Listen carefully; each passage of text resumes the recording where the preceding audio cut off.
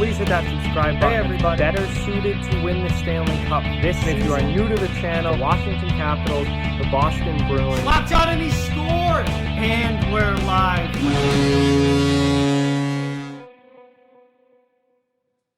Hey everybody, so today I want to talk about the Carolina Hurricanes, who were the first team to advance out of the Stanley Cup qualifying round into the traditional 16-team playoff with a 3-0 series sweep of the New York Rangers.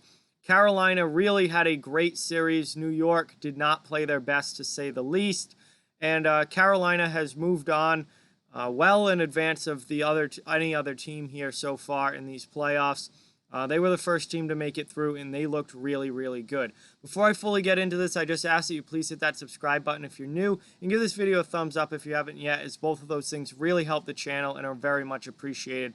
But let's talk about Carolina here, because I was thoroughly impressed with the Carolina Hurricanes in that Rangers series.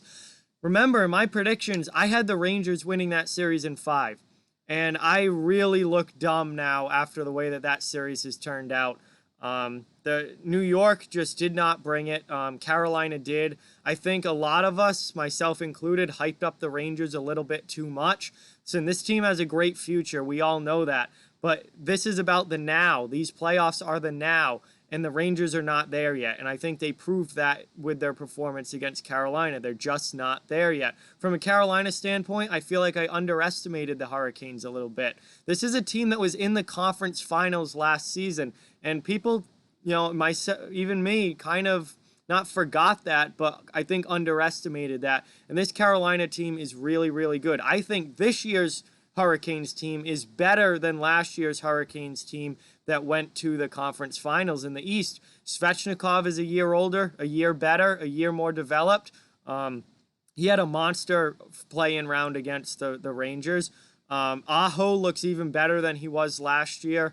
The defense core, I think, is even with guys out, they're so deep on defense where it's not really affecting them at all. I think this year's Carolina team is better than what they were last year, and they were in the conference finals in the East last year. So maybe a lot of us, myself included, were a little bit wrong to underestimate the Canes as much as we did. This is a very, very good team, and if you look at how that series went, there's so many things that Carolina did better than the New York Rangers. I mean, it was pretty much everything.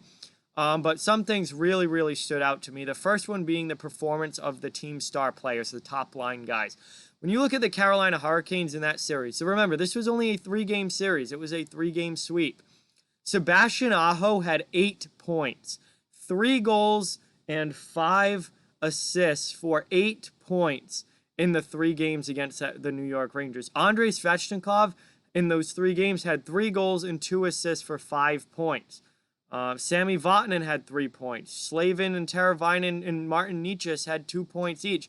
I mean, this Carolina team got production, particularly from their 2 top offensive players, Sebastian Aho and Andrei Svechnikov. Both were outstanding. Svech had the hat trick in Game 2. Aho had a massive all-series long, but particularly in Game 3, Aho was fantastic.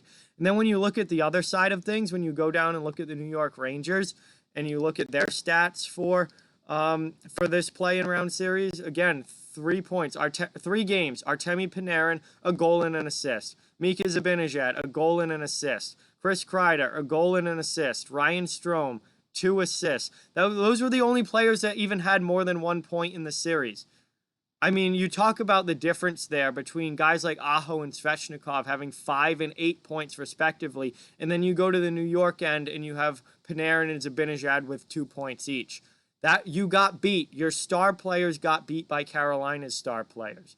Some other things that really stood out to me is the forecheck of the Carolina Hurricanes just dominated the defense of the New York Rangers. And New York is very, very young on the back end. They other than Mark Stahl, who obviously is a longtime veteran in the league, they've got a lot of guys on the back end who are in their mid to early 20s. Guys like Lindgren and Fox. Even Trouba is only, 25 years old? D'Angelo's another young guy, 24, 25 years old. They are very, very young on the back end. And Carolina's relentless forecheck and just pressuring of the puck over and over and over again is really, did the Rangers in there, and their defense struggled. The Rangers' defense struggled against Carolina. Board battles, another thing, just an overall effort level. Overall effort in board battles. Now, the Rangers did look better in Game 3 than they did in the first 2 games, but Carolina was very dominant pretty much along the wall and just, again, in on the forecheck and just outworked the New York Rangers. Carolina outworked the New York Rangers all series long.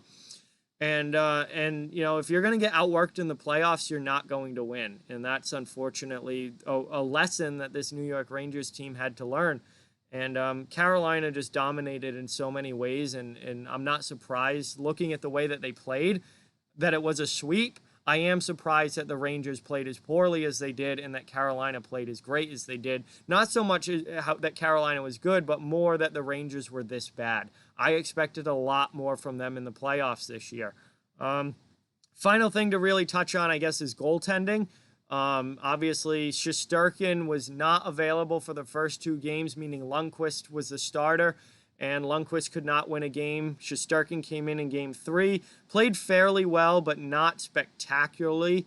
But I mean, I wouldn't say that the loss was his fault or anything like that. But he wasn't lights out or anything like that. But just goaltending in general, Carolina was better, as with pretty much everything in this series. Carolina's was better. Peter Mrazek went in Games 1 and 2, picked up 2 wins, was absolutely outstanding. And then James Reimer came in and played Game 3, and that was kind of a questionable coaching decision. A lot of people were scratching their heads as to why Rod Brind'Amour would, this is a clinching game. You're about to end the series. Why wouldn't you just stick with Mrazek? Even though it was a back-to-back, it's the playoffs. Why wouldn't you just stick to Mrazek? You literally are going to have a week off if you win this game.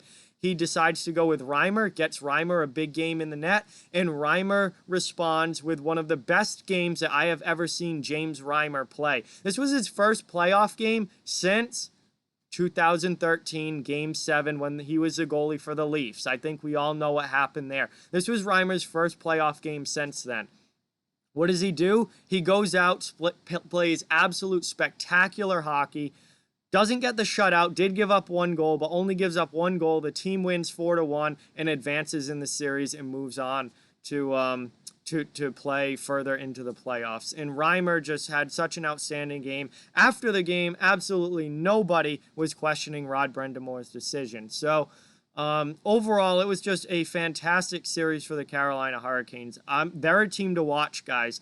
This is a team that I admittedly underestimated going into these playoffs. They are a team to watch. They are a team that could make a deep run. Conference finals, Stanley Cup finals, something like that. They are very, very good. If they get goaltending like they did in the first series, all playoffs long, they are going to be a tough out. If they can get their star players to score the way that Aho and Svechnikov did in round 1 or in the qualifying round, they're going to be a tough out. If they have that lockdown defense with Slavin and, possibly Pesce and Hamilton coming back, but even without them, Slavin, Edmondson, Shea, Hayden Fleury, Jake Gardiner is a great bottom pair.